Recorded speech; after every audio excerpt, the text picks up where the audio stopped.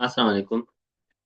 Welcome to बायोस्कोर score academy की तरफ से डीएनए एंड क्रोमोसोम का ये चैप्टर स्टार्ट है हमारा। उसमें हमने कल जो है वो बड़ी डिटेल में डिस्कस किया था जिन्हें जीन, जेनेटिक कोड और कोडोन को। आज जो हमारा टॉपिक है वो इससे अगला टॉपिक है जिसमें हम जो है वो डिस्कस करेंगे डीजेनरेटिव प्रॉपर्टी ऑफ कोडोन। ठीक है। तो ये क्या होती है? इसमें हमने कहा कि करेक्टरिस्टिक्स ऑफ कोडोन में यानी कि डीजेनरेसी या डीजेनरेटिव प्रॉपर्टी ऑफ कोडोन, इसमें ये होता है कि एक अमाइनो एसिड जो है वो उसको रिक्वायर्ड होते हैं मोर देन वन कोडोन। ठीक है। एक अमाइनो एसिड को मोर देन वन कोडोन जो है वो रिक्वायर होते हैं, या उनसे जो है वो क्या हो सकता है, बन सकता है। अब जैसे कि देखें, मैं आपको यहाँ से एग्जांपल से समझाता हूँ। जैसे कि लियोसीन देखें। लियोसीन लियोसीन की डीजेनरेसिव प्रॉपर्टी इसमें कोडोन की क्या है कि ये देखें, यहाँ पे जो है ये टी टी ए से भी जो है वो लियोसीन बन सकता है, टी टी जी से भी लियोसीन बन सकता है। और इवन के one two three four, four ये हैं, टू हैं, सिक्स जो है वो कोडोन है जो कि लियोसीन को बनाने में हेल्प आउट करते हैं। तो ये क्या है? ये अमाइनो एसिड की डीजेनरेटिव प्रॉपर्टी है, या सॉरी कोडोन की डीजेनरेटिव प्रॉपर्टी है।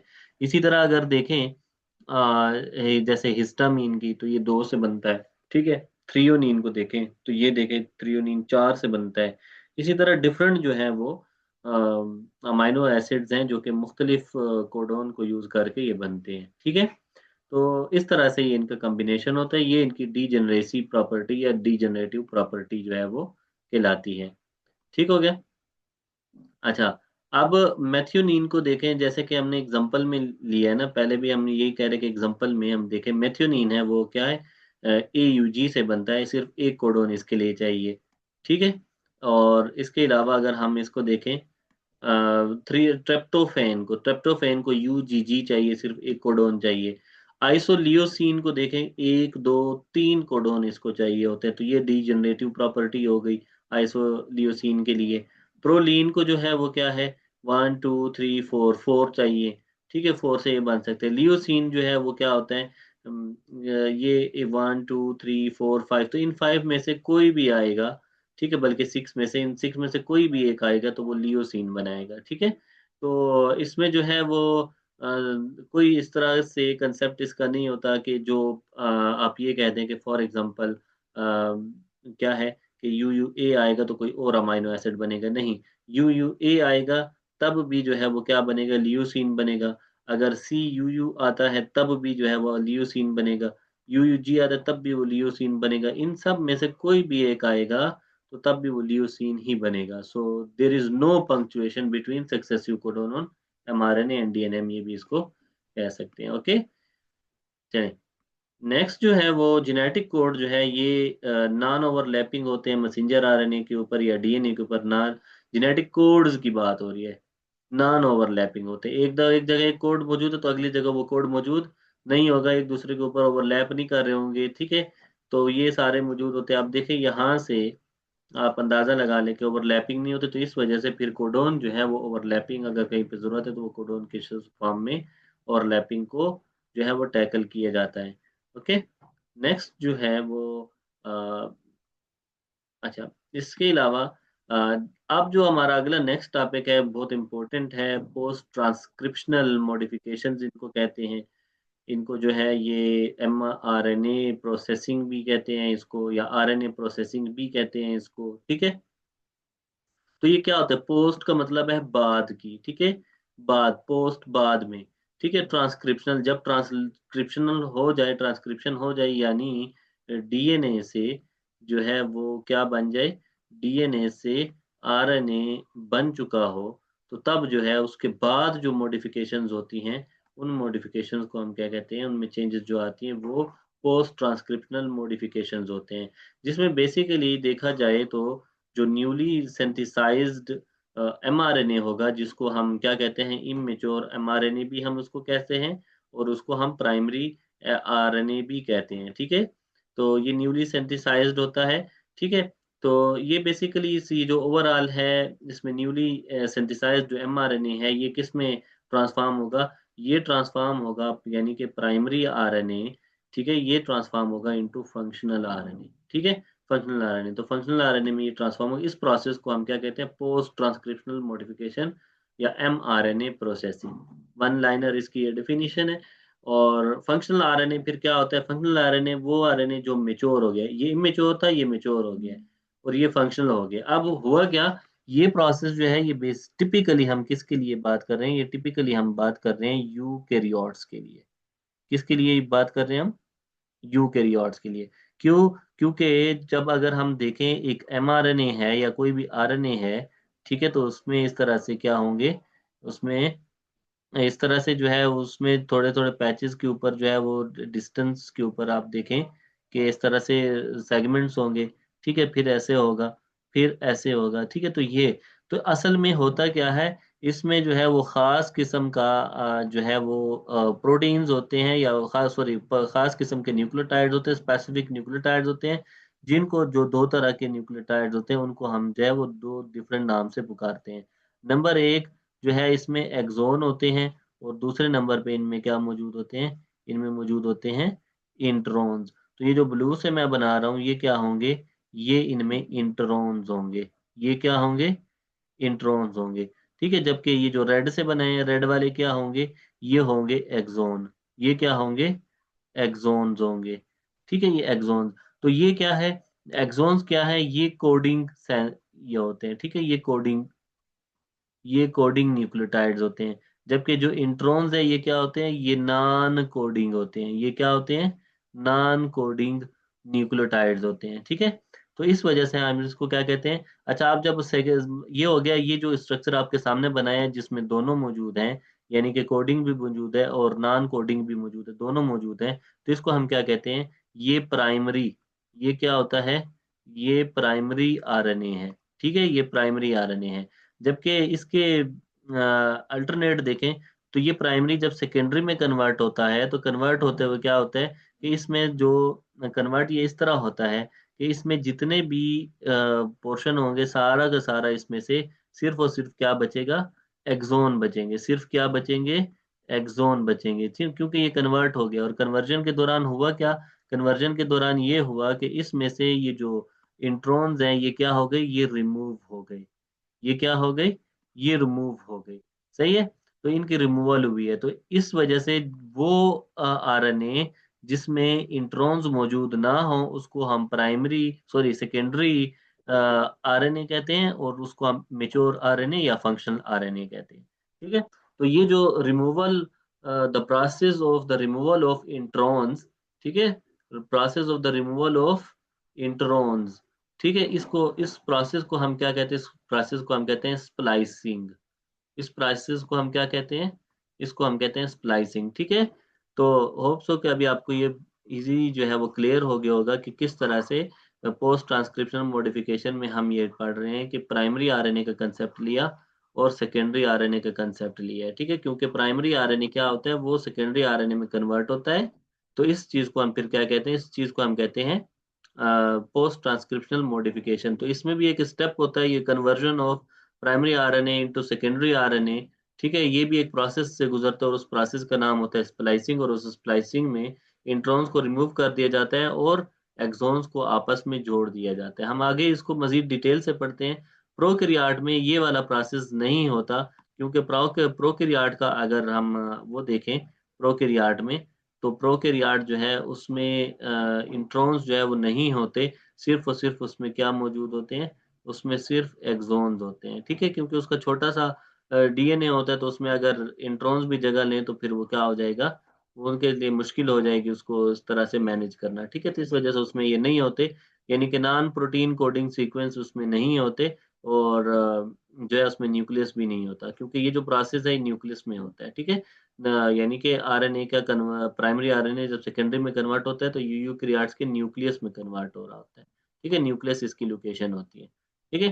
तो ये इसी वजह से जो प्रोकैरियोट्स है उनमें ये डायरेक्टली रिलीज होता है साइटोप्लाज्म में और वहां पे ट्रांसलेशनल मैकेनिज्म यानी कि प्रोटीन सिंथेसिस में हेल्प आउट करता है।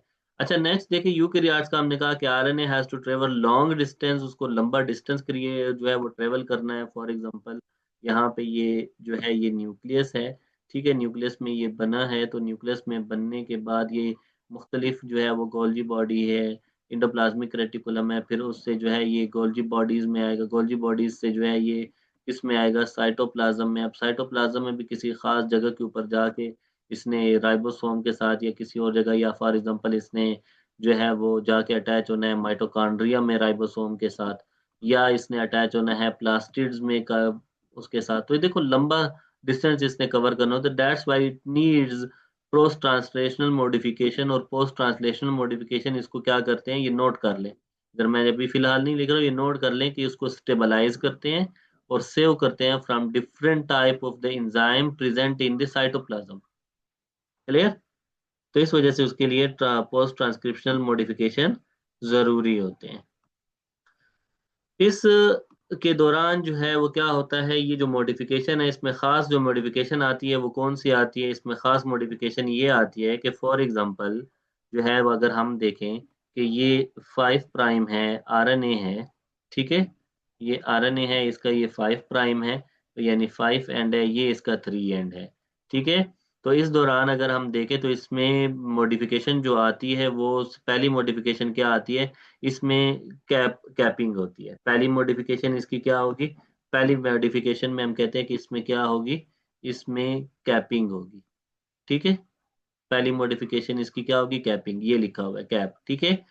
अब कैप इसको क्या करती है, इसकी कैपिंग का फायदा क्या होता है, कैप इसको स्टेबलाइज करती है, ठीक है, इसको क्या करती है, इसको स्टेबलाइज करती है, स्टेबिलिटी देती है ताकि ये सरवाइव कर सके। और ये किधर होती है, विद इन न्यूक्लियस जो है ये प्रोसेस हो रहा होता है। ठीक है, वही पोस्ट ट्रांसलेशनल मॉडिफिकेशन की पहली जो है वो मॉडिफिकेशन का वो है।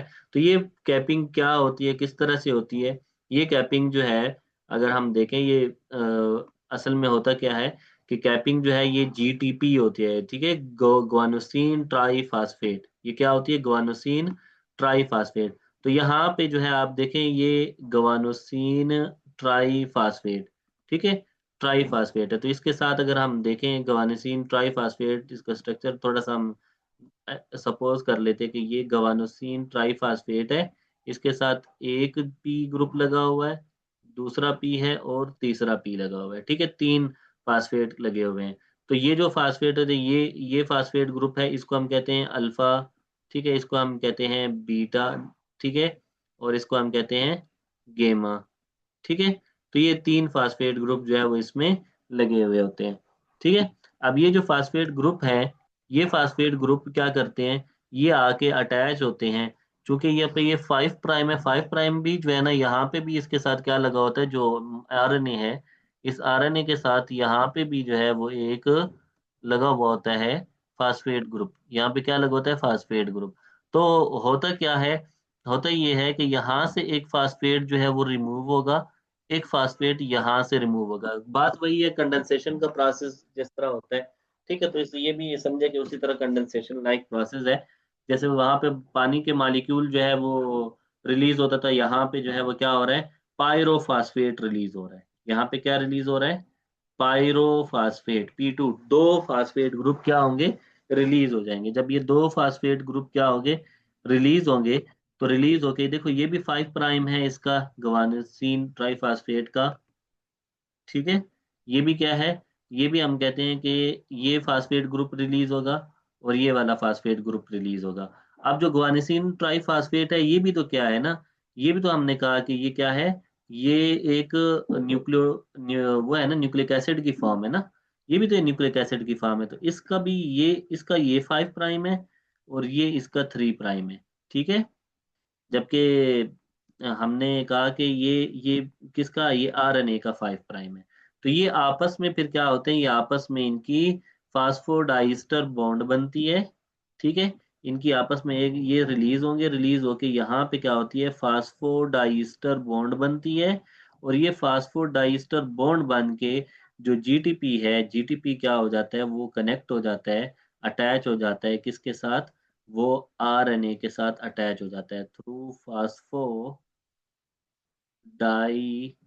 ईस्टर बॉन्ड, ठीक है। ये इसके साथ क्या हो जाता है, कनेक्ट हो जाता है। तो अगर हम इसको दोबारा से देखें, हम यहाँ पे एक हल्की छोटी सी एक जो है ना वो ब्रिज सी बना लेते हैं, ठीक है, फास्फोडाइस्टर बॉन्ड बना लेते हैं, ये बना ली। और इसको हम देखते हैं कि अब इसका स्ट्रक्चर जो है हमें किस तरह से नजर आएगा। तो इसका स्ट्रक्चर हमें यूं नजर आएगा, यहाँ पे एक फास्फेट, ये दूसरा फास्फेट, ये इसका ये गवानोसिन, ठीक है।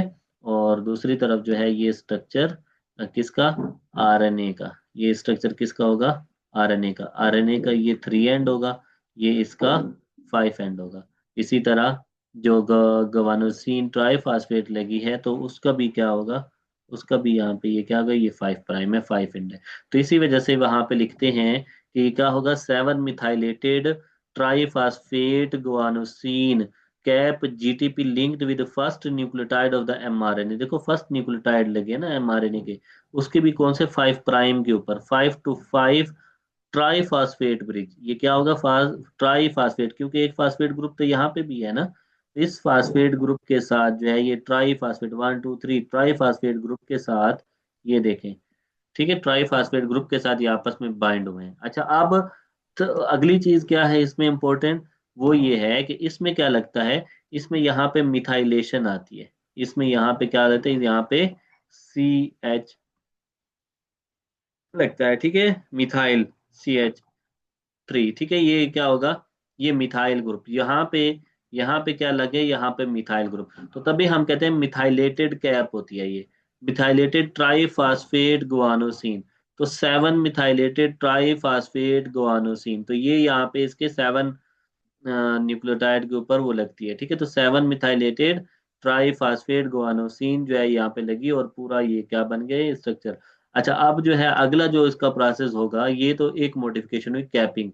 अगली जो चीज है इसकी, बल्कि यहाँ से हम इसको रेड कलर से लिख लेते हैं, ये पहली मॉडिफिकेशन थी, ठीक है, जिसने स्टेबिलिटी दी।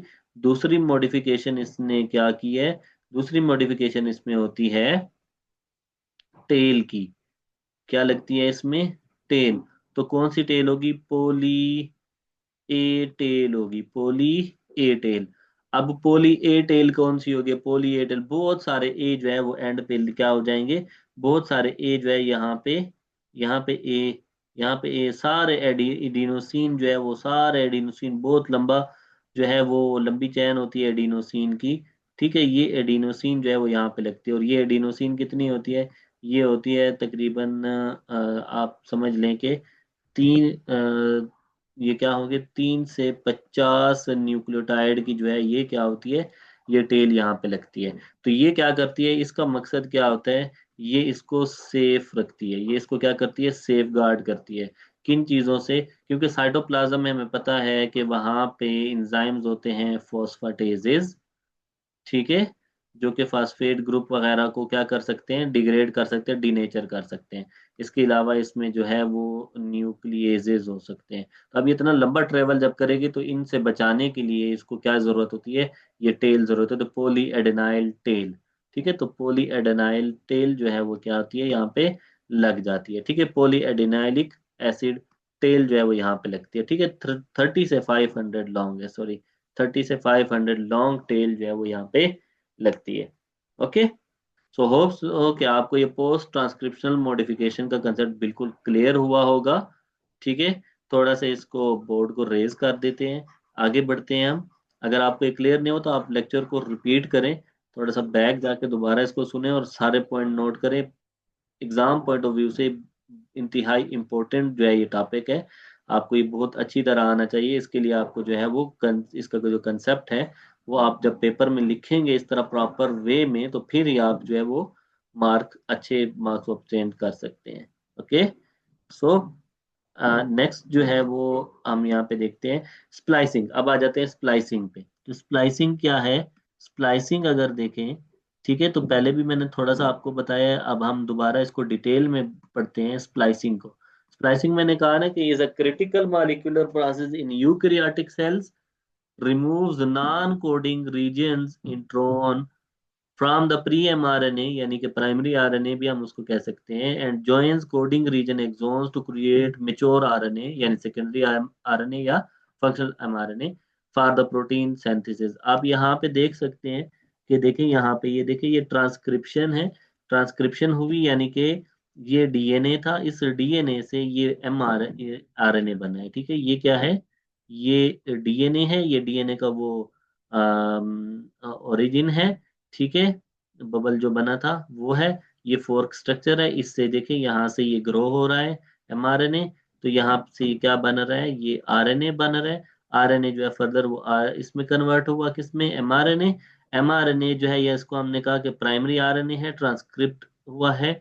अच्छा, इसमें देखें ये स्टार्ट में ये जो है ये नॉन ट्रांसलेशनल कोड होते हैं, ये ट्रांसलेट नहीं होते, ये इनका स्टार्ट इनिशिएशन कोड्स होते हैं। ठीक है, ये इसमें एक्सोन लगा हुआ है पहला, फिर इंट्रोन है, फिर दूसरा एक्सोन लगा हुआ है, फिर इंट्रोन है, फिर तीसरा एक्सोन है, फिर इंट्रोन है, फिर चौथा एक्सोन है, फिर ये क्या है, ये इंट्रोन जो है वो जगह जगह लगे हुए हैं।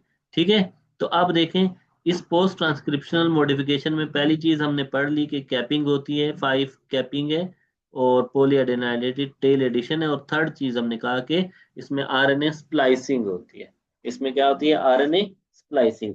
आरएनए स्प्लाइसिंग क्या होती है, जैसे आप कहते हैं स्लाइसिंग, वो हम किसी भी चीज को स्लाइस टुकड़ों में करते हैं ना, काटते हैं, तो हम क्या कहते हैं कि जैसे कि हम अगर वो ले लें, सेब ले लें, और सेब के हम क्या करते हैं, हम सेब के यूं पीस करते हैं, स्लाइस करते हैं ना, तो यहाँ पे समझ लें कि स्लाइसिंग है। ठीक है, बस जैसे हल्का सा कंसेप्ट ले लें। ओके, अब इसमें देखें कि स्प्लाइसिंग में क्या होता है, हमने कहा कि इसमें से जो है वो क्या निकलेंगे, इसमें से इंट्रॉन्स माइनस होंगे, इंट्रॉन्स माइनस करके एक्सोन को जोड़ते हैं। यहाँ पे देखें, आप देख सकते हैं कि ये 5 प्राइम है, 5 कैप ऐड हुई है, ये पॉलीएडेनाइलेटेड टेल ऐड हुई है, और सारे के सारे एक्सोन्स आपस में जुड़े हुए हैं, कोई भी इंट्रॉन इसमें नहीं है, क्योंकि सारे इंट्रॉन क्या हो गए हैं, इंट्रॉन सारे जो है वो यहाँ से क्या हो गए, रिमूव हो गए हैं। इंट्रॉन सारे क्या कर दिए गए हैं, उनको रिमूव कर दिया गया है। तो अब ये जो है ये स्प्लाइस्ड आरएनए बना है आपके पास, जिसमें जो है किसी किस्म का इंट्रॉन नहीं है, और अब जो है इसको हम फिर क्या कहते हैं, स्प्लाइसिसोम भी कहते हैं। अब इससे अगला नेक्स्ट जो होगा वो क्या बनेगा, स्प्लाइसिसोम बनेगा। इससे नेक्स्ट क्या चीज बननी है, इससे नेक्स्ट जो है वो स्प्लाइसिसोम बनेगा। क्लियर है, ये स्प्लाइस्ड आरएनए बन गया। तो अब स्प्लाइस्ड आरएनए के बाद क्या बनेगा, स्प्लाइसिसोम। ये एक लार्ज कॉम्प्लेक्स मॉलिक्यूलर मशीन होती है न्यूक्लियस के अंदर, ये सारा काम न्यूक्लियस के अंदर हो रहा है ना, तो इसको थोड़ा सा हम यहाँ पे पेन के साथ बता देते हैं, थोड़ा सा यहाँ पे हम ये कर लेते हैं कि ये क्या है, ये सारा काम क्या हो रहा है, ये सारा काम जो है वो न्यूक्लियस के अंदर हो रहा है। किसके अंदर हो रहा है, न्यूक्लियस के। ओके, चले, अब हम इसमें जो है वो दोबारा इधर आ जाते हैं, पेन ले लेते हैं, और हम समझते हैं कि स्प्लाइसिसोम क्या है। तो स्प्लाइसिसोम में देखें, large complex molecular structure assemble from the small nuclear RNA. अब जो ऊपर आरएनए है, इसको इसको ये जो स्प्लाइस्ड आरएनए है ये क्या है, इसको हम न्यूक्लियर आरएनए भी कह सकते हैं। ठीक है, क्योंकि न्यूक्लियस में है और बिल्कुल मेच्योर है, मेच्योर हो चुका हुआ है। अब हम इसको क्या कह सकते हैं, स्मॉल न्यूक्लियर आरएनए। ठीक है, ये अब हमारा स्मॉल न्यूक्लियर आरएनए बन गया है, और इसमें तकरीबन 80 प्रोटीन्स, यानी कि इसमें प्रोटीन्स टोटल कितनी होती है इसमें, ये स्मॉल न्यूक्लियर आरएनए है प्लस जो है वो इसमें क्या होंगे, 80 जो है वो प्रोटीन्स मौजूद होंगे, तो इतना सा ये इसका हिस्सा होगा। अच्छा, इसमें ये जो स्प्लाइसिसोम है, इसमें फर्दर जो आप देखें तो ये इंट्रॉन्स को रिमूव करता है और ज्वाइन करवाता है दो एक्सॉन्स को। ये देखें ना, इसने करवाया ना, स्मॉल न्यूक्लियर आरएनए है और 80 प्रोटीन है, तो इसने आपस में क्या करवाया है, उसको रिमूव करवाया हुआ है इंट्रॉन्स को, और इसको जोड़ा हुआ है। ठीक है, क्लियर हो गया ये। अच्छा, अब इसमें आप देखें, चल पहले इनको क्लियर कर लेते हैं। ओके, एक और चीज जो है यहाँ से हम अभी डिस्कस करेंगे, चल, ट्रांसलेशन पे। ठीक है, तो सारा प्रोसेस हमने वहां पे कर लिया।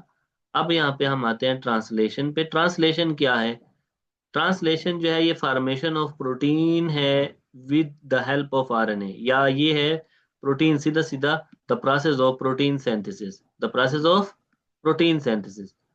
सेकंड स्टेज है जीन एक्सप्रेशन का या प्रोटीन सिंथेसिस का, ये सेकंड स्टेज है। ठीक है, पहला स्टेज क्या था? ट्रांसक्रिप्शन था, डीएनए से आरएनए बना। ठीक है, सेकंड स्टेज ट्रांसलेशन है। इसमें जो है ये राइबोसोम जो है वो क्या करता है, इसमें राइबोसोम इन्वॉल्व होते हैं और वो डिकोड करते हैं एमआरएनए को। राइबोसोम फिर क्या प्रोड्यूस करते हैं, वो स्पेसिफिक अमीनो एसिड की पॉलीपेप्टाइड चेन प्रोड्यूस करते हैं। और ये फिर क्या करते हैं, ये अगर आप देखें ये क्या कह रहे हैं कि यहाँ पे फॉर एग्जांपल ये लार्ज सब यूनिट है राइबोसोम का, ये स्मॉल सब यूनिट है। तो इनके दरमियान में क्या लगा हुआ होता है, इनके दरमियान में क्या होता है, इनके दरमियान में यूं ये मैसेंजर आरएनए लगा होता है। ठीक है, मैसेंजर आरएनए की डायरेक्शन ऐसे होती है और इनकी डायरेक्शन क्या होती है, यूं होती है, अपोजिट होती है।